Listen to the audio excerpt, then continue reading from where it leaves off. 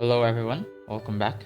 And today I will be talking about the strength and weaknesses of the Filipino character. So, first up, the strengths in the Filipino character. So, first is pakikipagkapwa. So, as Filipinos, we can easily empathize, but we can at the same time be envious of others. Sa madaling salita, it is one of our greatest strengths, but at the same time, it is also one of our greatest weaknesses. So, Filipinos being open to others and feel with others, and of course, regard others with dignity and respect them as fellow human beings.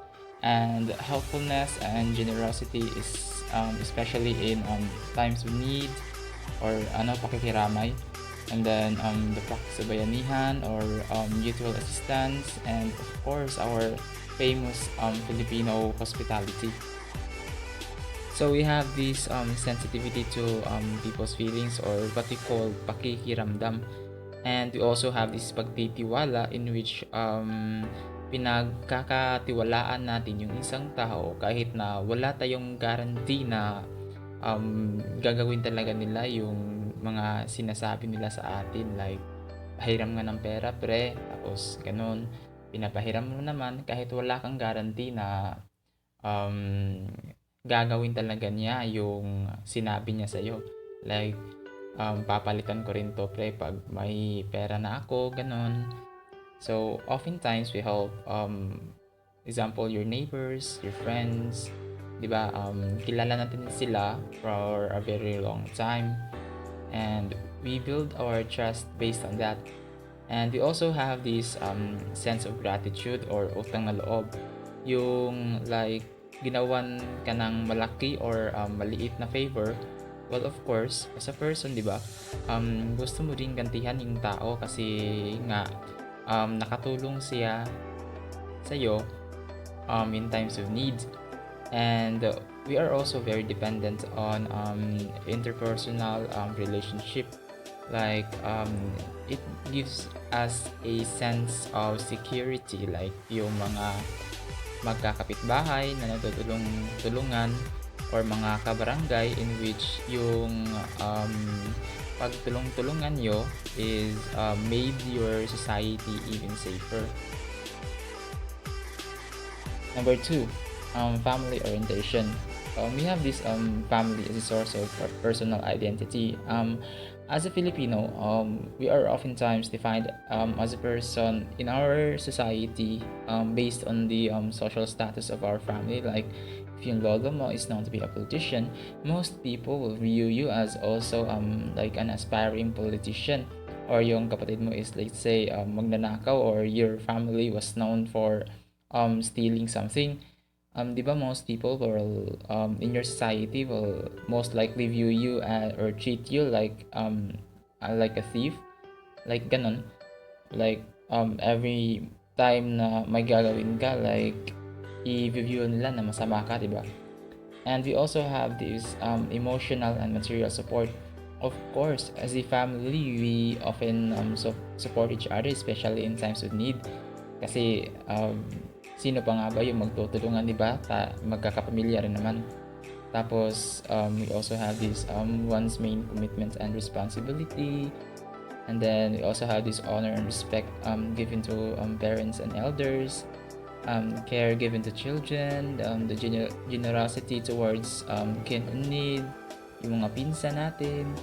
And in great sacrifices, one endures for the welfare of the family.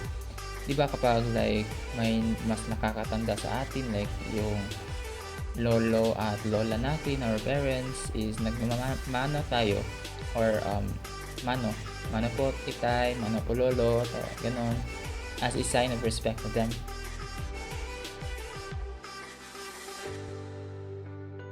Number 3, joy and humor.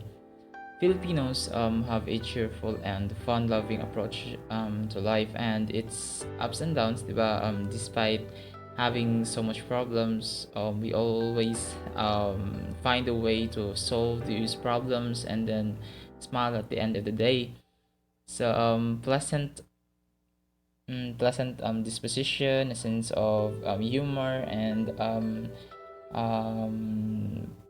prosperity for then seeking for happiness that contribute not only to the Filipino charm but also to the indomitability of the Filipino spirit. And we have this when tragedy strikes, laughing at ourselves and the mess we are in, and it is also important for our coping mechanism. Like we are so playful, and sometimes it's kind of disrespectful. We laugh at those we love and at those that we hate, and we make jokes about our good fortune and bad fortunes, and manifested in the Filipinos' love for social and celebrations.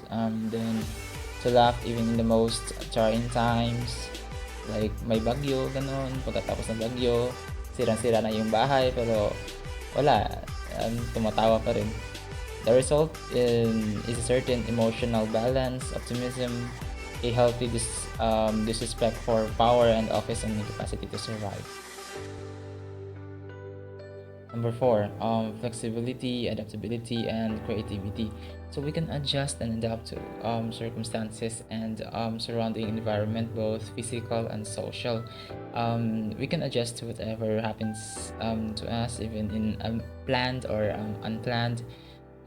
We also possess a tolerance for ambiguity that enables us to remain unfazed by uncertainty or the lack of information. We are also very creative, resourceful, quick learners, and we can improvise and make use of whatever is at hand in order to create and produce something. And then we accept change, and we find ways to adapt to life in any parts of the world. Um, we also have the ability to make new things out of old scraps, and we are very creative in especially in the cultural sphere. Like in the past years, our country has been devastated by strong typhoons like Typhoon Yolanda and Typhoon Odette, in which it claimed countless lives. But despite all of that, we survived, and of course, we moved forward. Next, number five, hard work and industry. So we have the capacity for hard work given the proper conditions, like to raise one standard of living and to possess the essentials of a decent life for our family and for ourselves. And of course, everything we do is not just for ourselves. It is mostly for our family because we are family centered, and to actually let them experience luxury or yung nakaahon na sa hihirap, di ba? Di bali ng nakakapagod yung trabaho, basta okay yung sweldo.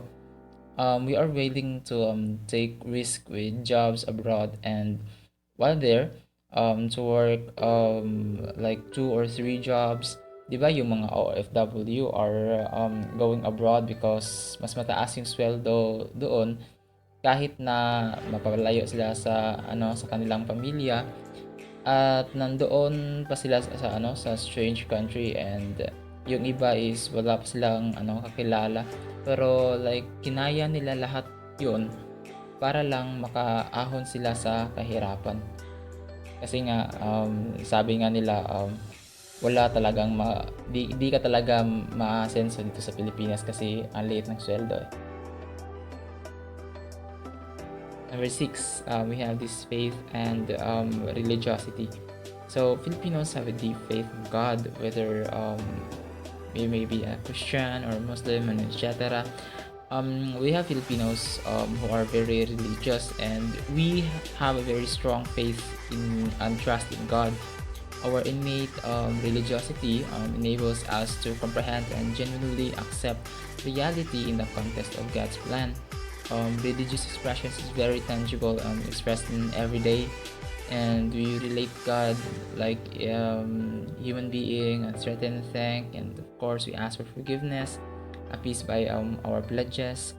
So like strategy and We have these bad fortunes that are accepted, and some optimism characterizes even the poorest lives, and related to bahala na, in which may be considered positively as a reservoir of psychic energy, like in a psychological level, and prop on which we can lean during hard times.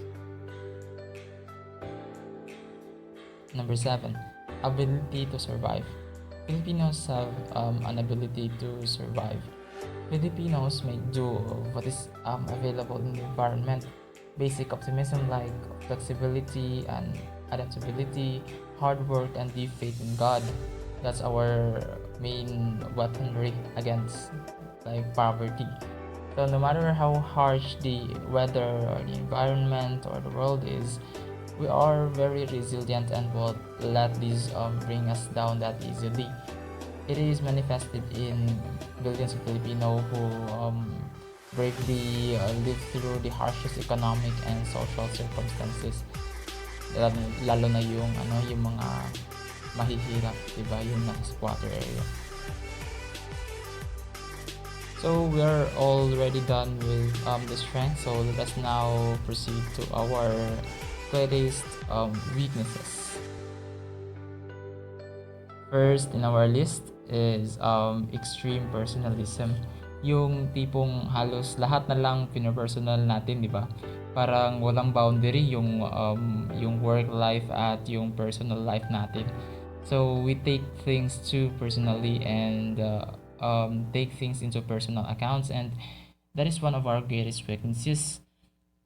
Filipinos view the world in terms of personal relationships, no separation between um, an objective task and of course our emotional involvement, and thus a sincere question may be viewed as a challenge to one's competence, or positive feedback may be interpreted as a sign of special like affection. Ganon. Personalism is also manifested and is the necessity for the establishment of personal relationships before any business or work relationships can be successful. And personal contacts are involved in any transactions, and these are difficult to turn down. Preference is usually given to family and friends in hiring and delivery of services, and even voting. Number two, our extreme family centeredness. So we have this excessive concern for our family. It creates as a group to the Filipino who is firstly loyal to the detriment of concern for the larger community, or for the common good. Excessive concern for our family manifests itself in the use of one's office and power as a means to promoting the interests of the family, and then factionalism and patronage and political dynasties, and the protection of erring family members. So family centeredness results to a lack of concern for the common good and acts as a block to national consciousness. In the movie General Luna, di ba? He said, negosyo o kalayaan, bayan o sarili, mamili ka, in which he is trying to say that we tend to divide because we are always thinking of what is best for our family. That hinders us from fulfilling our sworn duty to protect our country. Number three in our list is the lack of discipline. I think that everyone will agree with me that Filipinos do have a lack of discipline, especially in time management. Like yung tawag nating Filipino time, in which it is always late. Yung napagkasunduan is 8 o'clock, tapos dadating na is mga 9, or yung iba pa is 10.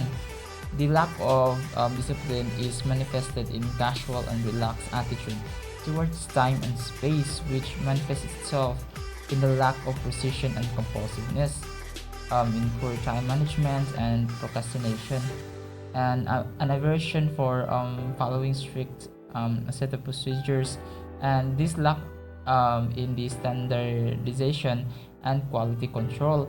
We are impatient and unable to delay gratification or reward, resulting in the use of shortcuts, in skating of rules, the palusot syndrome, and the foolhardiness.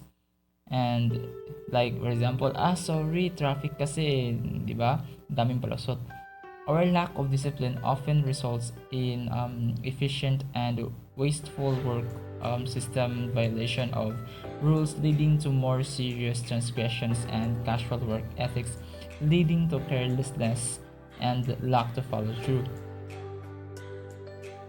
First in our list is positivity and lack of initiative. Wika nga nila, if you want something to change, start within yourself and stop expecting for change to happen outside because it rarely happens on its own. Filipinos are generally passive and lacking in initiative. There is a strong reliance on others, for example, leaders and governments, to do things for us related to our need for strong authority. So we already had all kinds of presidents, may artista, may henyo, and of course our current president now, which is galing siya from mayor. Although may changes naman, it's very evident, especially today, di ba? May mga changes naman kay sa time kay Mr. President Duterte.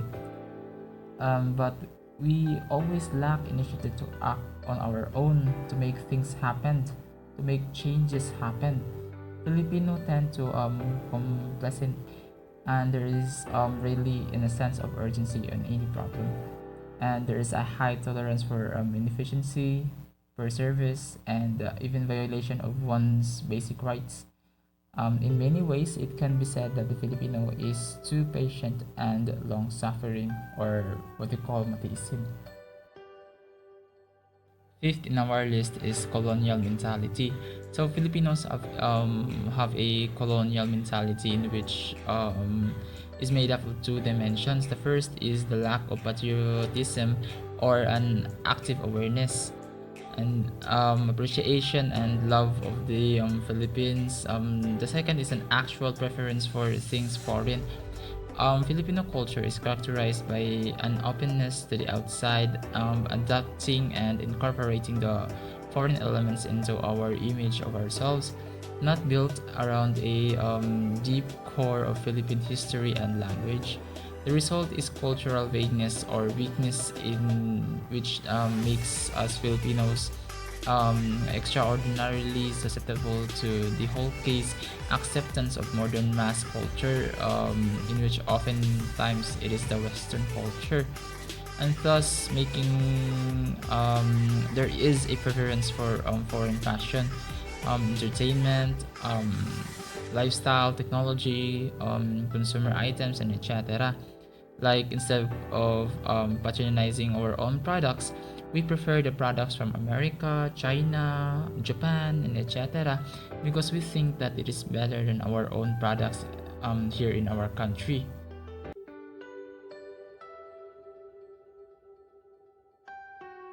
Number 6, kanya-kanya syndrome or talangka mentality. Filipinos have a selfish, self-driving attitude that generates a feeling of envy and competitiveness towards others, particularly over one's peers who seem to have gained some status or prestige. The kanya-kanya syndrome is also evident in the personal ambition and the drive for power and status that is completely insensitive to the common good. Personal and in-group interest reign supreme. This characteristic is also evident in the lack of sense of service among people in the government bureaucracy. The public is made to feel that service from these offices and from these civil servants is an extra perk that is to be paid for. The kanya-kanya syndrome results in the dampening of cooperative and community spirit and in trampling upon the rights of others. The seventh in our list is the lack of self-analysis and self-reflection.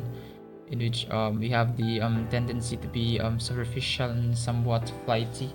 In the case of serious personal and social problems, there is a lack of analysis or reflection, and instead of satisfaction with superficial explanations and solution.